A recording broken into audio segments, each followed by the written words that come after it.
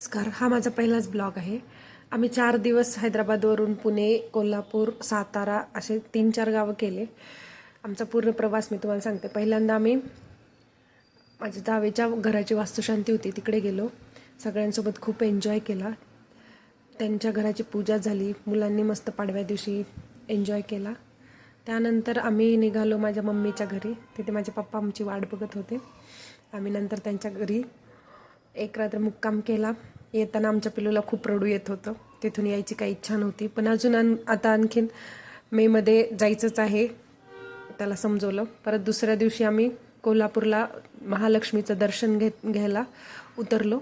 त्यानंतर महालक्ष्मीचं दर्शन झालं. पुन्हा ज्योतिबासाठी आम्ही जायला निघालो. हा एक मध्येच राहिला की पुण्यामध्ये मस्तानी सुजाता मस्तानी खूप छान भेटते, सर्वांना माहितीच असेल. कोल्हापूरचं दर्शन झाल्यानंतर सगळी फॅमिली आम्ही ज्योतिबाला गेलो. ज्योतिबा आमचं कुलदैवत आहे, तिथे आम्ही देवाचं दर्शन घेतलं आणि अशा प्रकारे आम्ही खूप छान 4 दिवसाची ट्रिप एन्जॉय केली. कोल्हापूरची फेमस मिसळ खाल्ली आणि हे बघा, वृषांकनं तर त्याच्या नेहमीच्या प्रमाणे इडलीच मागवलेली होती. कुठेही जा आम्ही इडली आणि डोसा तर सोडणार नाही. त्यानंतर एवढे सुंदर सुंदर महालक्ष्मीचे मुखवटे होते, त्यापैकी मी एक घेतला. मी नेक्स्ट ब्लॉगमध्ये तुम्हाला ते दाखवेन, कोणता महालक्ष्मीचा मुखवटा मी घेतलेला आहे ते मी तुम्हाला दाखवेन नेक्स्ट ह्याच्यामध्ये.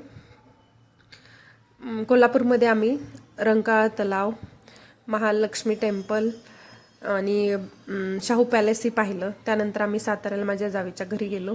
तिथे बघा, हा छोटूसा क्यूट राघव, या दोघांची खूप मस्ती चालू होती. दीदी त्यांची शाळेला गेलेली होती. ह्या दोघांचं दिवसभर अशा प्रकारे आमची सातारा ट्रीप, पुणे ट्रीप खूप मस्त झाली.